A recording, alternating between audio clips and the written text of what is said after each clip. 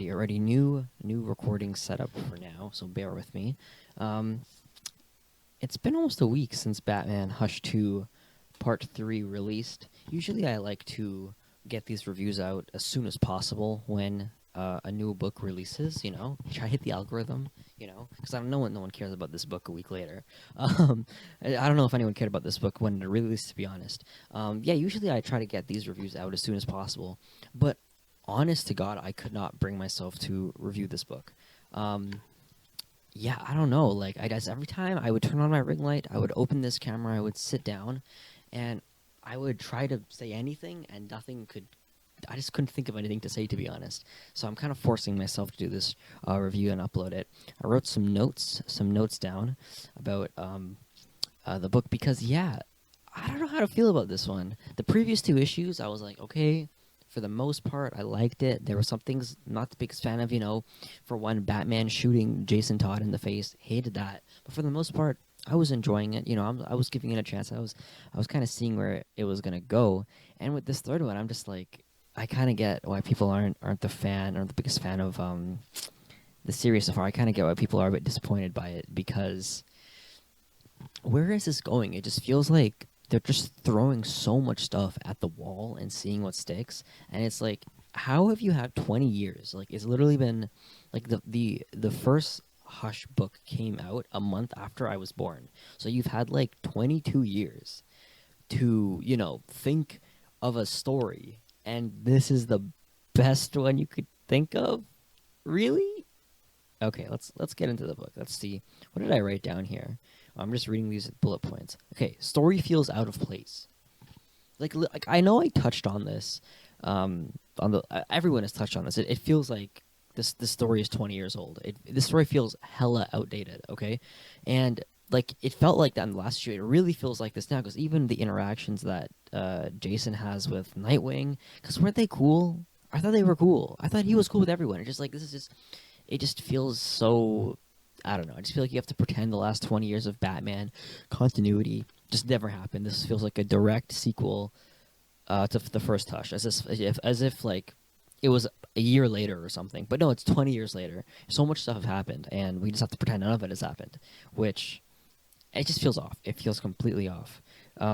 Yeah, so we finally get the reason why Jason was working with Hush, and it's because when Jason was in the Lazarus Pit, when you're in the Lazarus Pit, it kind of messes up your mind, and that's exactly what happened to Jason. It's kind of corrupting his brain. So his genius idea was to go to Hush. Your mentor is like a billionaire who's like really smart and has like a crap ton of resources and like is friends with the entire Justice League, and he's literally friends with like aliens and gods. He could like he has like freaking Superman on speed dial, and when you have this little brain disease, you're gonna go with the guy who tried to kill him instead of Batman himself. Like, that's just stupid. It's just stupid reasoning. Like, you have some brain thing, and you're not going to hit up Batman. You're going to hit up Batman's criminal ex-best friend, ex-childhood friend. Doesn't make it when that was revealed as the grand big reasoning, it was the stupidest thing I've ever heard in my life. It was the stupidest thing. There's just no way. There's just no way. But then again, I guess the little caveat there is they knew that conversation was being recorded to a security camera, so maybe that's not the real reason why. Maybe Jason Todd is playing some crazy 4D chess, trying to trick Hush. I don't know. But if that actually is the reason why Jason Todd is working with Hush, that bumps this book down by a whole letter grade. Because, again, you had 20 years to think of a compelling reason why Jason Todd would be with Hush. And your best thing you could come up with is the Lazarus Pit kind of messed up his brain, so he's going to work with this guy. I'm not buying it. I am not buying it at all. Is Joker working with Hush? I'll give it to him. The part where Jason Todd is fighting with Nightwing, and then the Joker somehow gets free and just pulls the gun on both of them. I did like that. I did like that a lot. And does that mean that because the whole then after that, Hush is like, oh, what? The Robins are gonna die tonight. So I guess he would have to like, him and the Joker must have been in cahoots. So like this was this whole thing that's been planned before. So Hush kidnapped the Joker, did all that to his mouth, so Batman would save him and capture him, and keep him there in the Batcave, and then so Hush and Jason Todd would take him back to their lair, and then Nightwing would come to Jason Todd, and then the Riddler would pull the gun on both of them. Okay, that Hush can't be that smart. He can't be that smart. There's no like. So the Riddler's working with Hush now, and he's gonna shoot Jason Todd. I did like that panel. That panel was cool. Where he was like, Riddler is ripped. Sorry. Joker is ripped. Joker is shredded. I didn't know Joker worked out like that. That's kind of crazy. I didn't know he goes to Planet Fitness. Okay. Why the hell is Damian with Bane? Yes, well, the end was the big fight. Batman is led to this Wayne Medical Center thing, and there's like this X-Men type lady who was fighting him, and then the speech guy pops up out of nowhere and starts thinking on Batman, and then when you think Batman is done for, frickin' Bane comes through with Robin. Now, before I start ranting about Bane and Robin, I will say this. Bane looks incredible. This is the best I've seen Bane in years. This design of Bane, the way Jim Lee draws Bane, is fantastic. I do love how Bane looks. What the hell is Bane doing here? Okay, I have not finished the Tom King run, okay, but I know what happens. I'm not going to spoil the Tom King run in case anyone doesn't... Actually, no, fuck it. I'm going to spoil the Tom King run, okay? Bane twists Alfred's neck and snaps it.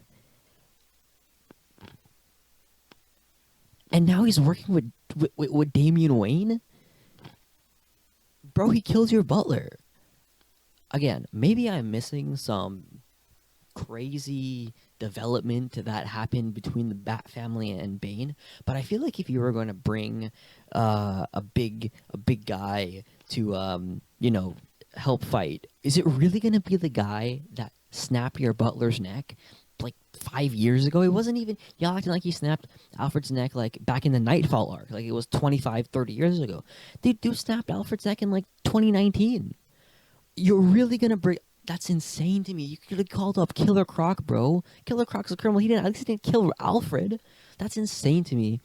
That that Damian Wayne is working with Bane. I don't understand. I don't want to hear any justifications. I don't care what character development those two have had in the last 5 years. That is insane to me. Bane must have I don't know. He must have saved a whole planet for him to be redeemed for killing Alfred. I haven't read that arc as yet. I've not read the City of Bane arc as yet, but I know what happens, and I don't understand this. Why is Damian Wayne working with Bane? Don't get me started on this. But again, I do have it here. Bane looks awesome. It's right here. Bane does look awesome. The design, how it's all drawn, it does look very nice.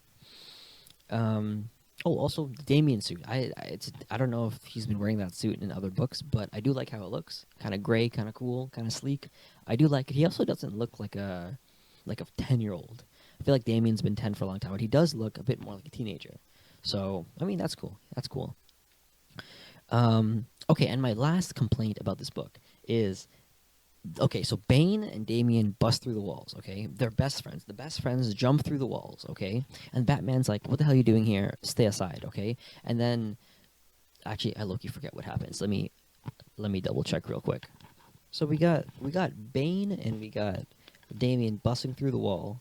Batman is like, yo, what the hell are you doing here? He's saying, stay back. Okay, so in this panel right here, okay, Batman is like, stay back, okay? And then you got 3 panels of Bane, the sound guy, and Batman beefing it out, okay? You got stay back, and then boom, boom, boom. And then in the very next page, you got Hush putting a knife to Damian.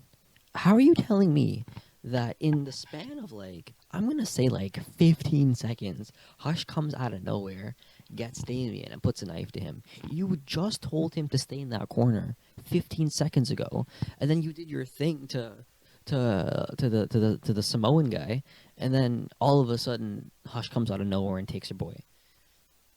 What? I don't know. I don't know. I was really, really giving this book a chance. I really was, and I still will continue to buy the other issues. I don't plan on dropping it anytime soon. But there has been some people I've been seeing where it's like, this is they've done lost me. I'm dropping it. I don't blame them because I was on board for the first two issues, and although I'm still on board, I'm less on board than I was before. Again, I feel like it's such a shame that you've literally Jeff Loeb, you've had 20 years to think of a story, and I feel like they just told him like 2 months ago, hey, like, can you like whip up a quick Hush 2 story, please, and forget about the lore. You think because there was like two other Hush sequels, right? I don't think Jeff Loeb wrote it, but there was like Heart of Hush, and I feel like there was another one. I feel like if you're gonna pretend the entire continuity of the last 20 years didn't happen, you should just make this an Elseworlds book. You should just make it an out of continuity, one-off sequel over there, like what they're doing with like Long Halloween or the Last Halloween or whatever it's called. Just do a sequel over there.